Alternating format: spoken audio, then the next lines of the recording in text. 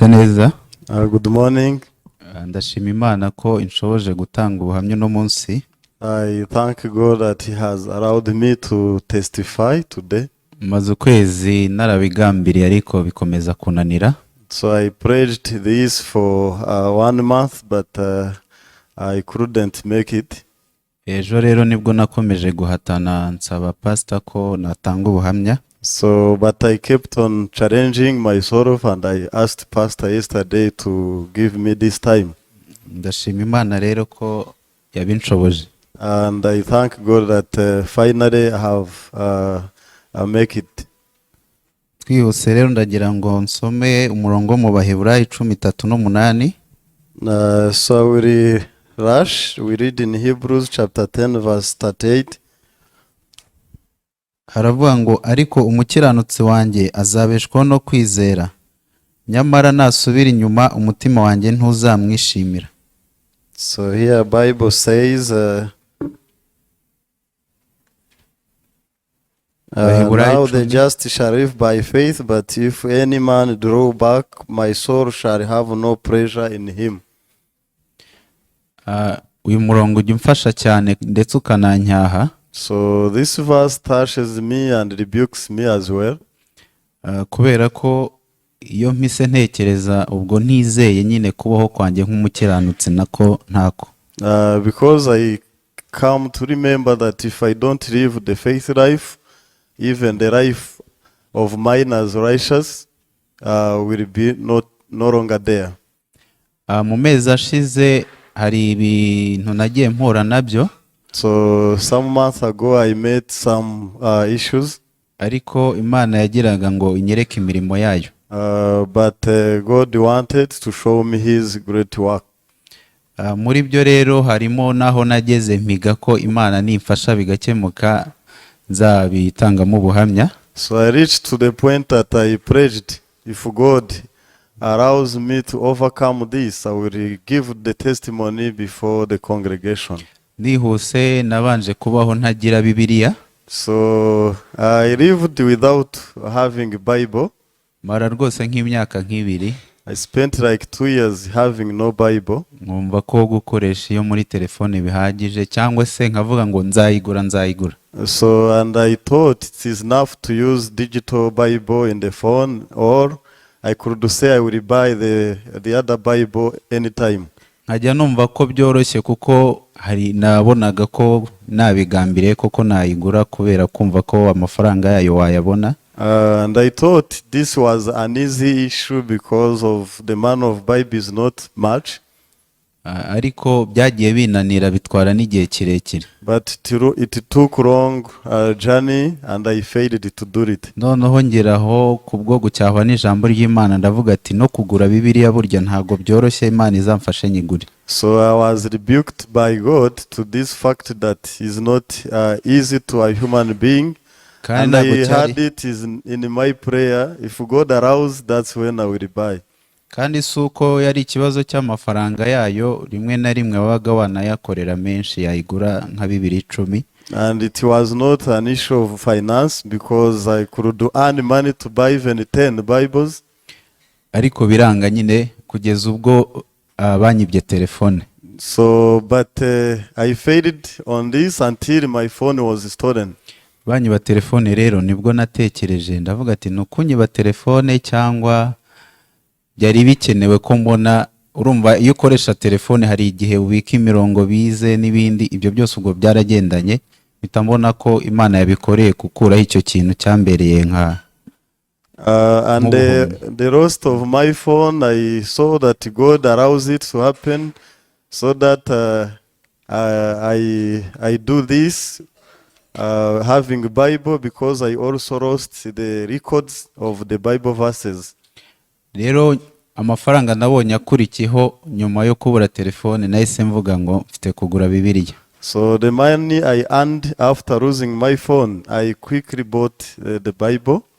Nihuse rero nyuma ko Imana yanyeretse ko yari yo mpamvu kuko nyuma yampaye telefone nta n'igihumbi ntanze uretse tike yo kuyizana gusa ingera. So God showed that it allowed this to happen so that I buy Bible because after a while I got a free phone without any payment, apart from the transport I used to go to pick it. Kandi nyuma yo kubura telefone nibwo nabashije kwigisha abaturanyi banjye biciye mu kuba turi kuganira kuri iyo situation. So and after losing my phone, I started preaching my neighbors through the situation. Mbona ko tugandira Imana rimwe na rimwe bikaba ngombwa ko idukebura biciye mu bitadushimishije. So then I realized that we are rebellious to God, and He sometimes rebukes us through these challenges and difficulties. Indi situation nayo rero hari igihe byari ngombwa ko nimuka. So the other situation I passed through was to shift from my place to the other. Kandi nta mafaranga ahagije nari mfite. And there I had no enough finance to handle.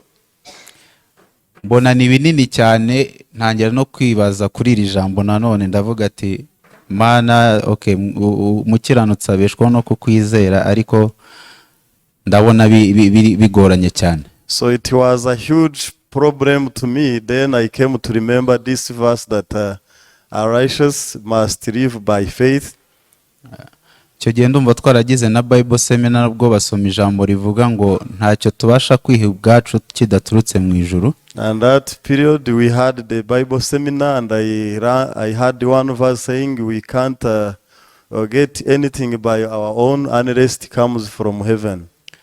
Nabwo rero ndasenga ndavuga ati Mana, nimba ari uko ijambo ryawe rivuga ndategereje, ariko nkabona igihe mfite n'igitoya. So then I decided, saying, God, if the word says this, I will be waiting on you, but I see the time is very short. Kugira ngo mbashe gukemura ibintu byose nari mfite muri icyo gihe byansabaga nk'ibihumbi 600. So for me to handle my issue, it required 600,000. Kubazi ayo mafaranga uko angana, kuba uyakeneye nko mu cyumweru kimwe udafite wenda na kimwe cya 10 cyayo, murabyumva. So you can imagine how big it was to when you are in need of this huge amount in 1 week, having no even a tithe of the money. Ariko nasengeye muri iri jambo ndetse ndizera. But I prayed through this verse and I believed. Nahiga ko Imana nibikora nzabitangamo ubuhamya kugira ngo birusheho kutwigisha ubuzima bwo kwizera. And I prayed, if God solves my problem, I will even testify so that we all run this practical spiritual life. Nakomeje kubaho bisanzwe, nkaza muri gahunda zisanzwe, mu mutima kwa kundi twibwira ukavuga ngo ndimo ndatakaza igihe kandi hari ikintu mfite kindeba cyihutirwa. So I used to just attend the services and the activities of the church, but the heart could tell me that I'm ignoring my problems. Ariko ukuntu Imana itangaje, umuntu umwe yarampamagaraga naramuhaye nka service z'ubuntu, akambwa ngo ndashaka kuguha ibihumbi 100. But the amazing thing, I could receive a call of someone whom I served for free, and he could tell me that I appreciate and I want to send you around 100,000. Amubaza ati byiki, ati byuko wamfashije muri ya service. And I asked for what, and then he answers saying, because you freely served me long ago. Undi nawe arizana muha service y'ibyo nkora, nabo bampaye ibihumbi 300. And the other came by himself at my place, and he asked me the service in the relation of my work. And after serving, he immediately paid 300,000. N'ibindi bigenda biboneka byose uko byari bikenewe, Imana irabikora mu cyumweru kimwe. And some other things could happen just within 1 week. Mu by'ukuri rero ijambo ry'Imana riratubwira ngo Witeka niwe mungere wanjye sinzakena. Surely the word of God tells us that the Lord is our shepherd, we shall not want. Ariko twe turi nk'intama zishaka kwiragira. But we are like sheep who want to take care of themselves. Ibaze nawe uramutse ufite intama, mu busanzwe nta muntu watunga intama ngasiganire kujya yiragira ngo ayibwire ngo ako wowe mpora nkuragira ndumva ndushye. So truly you can't have a flock, you can't have sheep and you argue with them saying you are tired of taking care of them. Ni nako n'Imana nayo itagirambirwa kutwitaho. The same way God is not tired of taking care of us. Ariko twebwe turi nk'intama ahubwo ziba zishaka kwiyobora. But we are like the sheep who want to go in their ways. Ibaza ufite intama ugasanga cyangwa ufite nyinshi ugasanga ziri gukora inama cyangwa imwe iri gukora plan ivuga ngo ejo nzajya kurisha hano, nzajya kuri kara gasozi, ugasanga akazi ushinzwe irimo irakipangira. So you can imagine how strange it is if you have sheep and you find them having their own meetings of how they are planning for tomorrow, or one of them is planning aside. Unatekereze uramutse uragiye intama nyine nabwo igashaka kugenda inzira yayo. And you can imagine when you are you are guiding the flock, I mean the sheep, and one of them wants to go its own way. Ndumva kuyigarura bisaba kwikubita inkoni. Of course, to bring it back you need to beat. Natwe rero turi nk'intama ziba zishaka kwigenga. And we are like the sheep who want to be independent. Ugasanga rero duhora duhakana ijambo ry'Imana. And this occurs when we find ourselves ignoring or rejecting the word of God. Nihuse ijambo ry'Imana riravuga ngo Uwiteka ahora arwana n'umutima w'umwibone. So there is another verse says that the Lord always fight against the heart of arrogant people. Abantu bazi ko ubwibone ari ubwiza, ari ukujya muri miruwari nyine babyita kwirya nyine ukirya, ariko siko bimeze. And the people define this wrongly, saying arrogance is to go to the mirror and you see you are beautiful or handsome, but that is not so. Ahubwo ubwibone mbibara nko kuhora wizera ubushobozi bwawe kari bwo buhambaye. But for me, I can define that the arrogance is to boast yourself relying upon your ability. Rero duhora duhakana Imana nka Peter. And we always go against God like Peter. Cyangwa se Yona. Or Jonah. Bikaba ngombwa ko tugira kwizera ari uko ibyacu byose byatsinzwe. And therefore we come back to the faith when we fail in our ways. Rero icyo nashakaga gutangamo ubuhamya uyu munsi nuko ijambo ry'Imana ari ukuri, umukiranutsi abeshwaho no kwizera. And the point of my testimony today was that the just shall live by faith. Kandi ntacyo tubasha kwiha ubwacu atari Imana ikiduhaye. And by our own we can't achieve anything unless God provides. Rero iyo bavuze ngo ntacyo, ubwo nuko ngo ni buri kimwe cyose. So if we say nothing we can gain by ourselves, means we can receive all from God. Ari umwuka duhumeka, ari ibyo dukorera mu kazi, ari ibyo twambara, ibyo turya, ari ibyo dutekereza. Either breathing or what our works, even the way of clothing, are all from God. Buri kimwe cyose gituruka ku Mana. And everything comes from God. N'ubwenge Bibiliya yaravuze ngo ubuze ubwenge abusaba Imana. Even the wisdom, Bible says if you are lacking of wisdom, you need to pray and ask from God. Ariko ishusho yacu nyakuri tubaho nk'intama zikora inama zikagaya uziyobora. But our true image is like sheep which gather and then they go against the shepherd.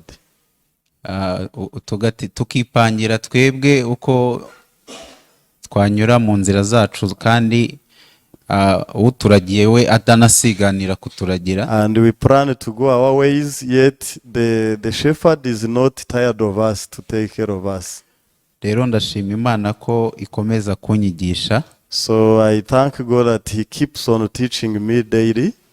Kandi koko ko ijambo ryayo ari ukuri. And I thank God that his word is always true. n'uburyo ibikora bitandukanye n'ukuntu uba ubitekereza, namwe mutekereze izo situation zose. And his style of working is differently from our thought, and you can run from the situation I have been talking about. Ari nabyo rero byuzuzanya n'ijambo ry'Imana ko inzira zayo zihabanye kure cyane n'izacu. And this is similar to his word saying that his way is totally different from our ways. Rero nimba umukiranutsi abeshwaho no kwizera, hari icyo aba agomba kwizera. So if the just shall live by faith, of course he has to believe something. Ushobora kumbaza ngo ni iki? So you can ask me who or what. Ijambo ry'Imana riravuga ngo ijambo ryawe ni itabaza rimurikira ibirenge byanjye. But the Bible says that the word of God is like a lamp which shows the steps of mine. Iyo bavuze ngo ijambo ryawe cyangwa ijambo ry'Imana, ubwo si ijambo ryanjye, si ubwenge bwanjye, si experience yanjye. You can understand that if the Bible says your word, it means the word of God, not my word. Murakoze rero, Imana ibahe umugisha. So I thank you, may God bless you.